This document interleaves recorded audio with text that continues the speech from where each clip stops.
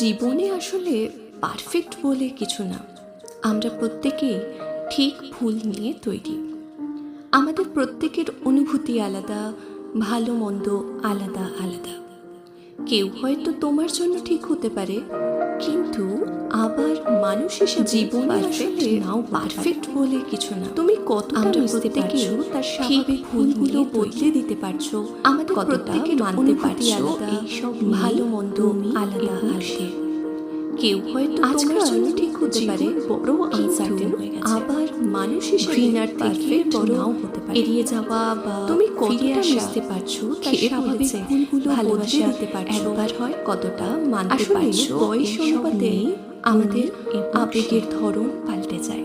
আজকাল কম বয়সে আবেগ বেশি থাকে, হয়ে গেছে। তাই মনে হয় ঘৃণার থেকে ভালোবাসা এড়িয়ে যাওয়া বা ফিরে আসার সাথে সাথে আবেগ ভালোবাসা একবারই জন্ম হয়।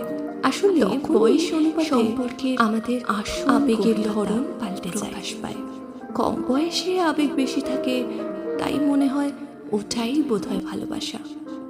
কিন্তু বয়সের সাথে সাথে আবেগ সামলে অনুভূতি জন্ম হয়।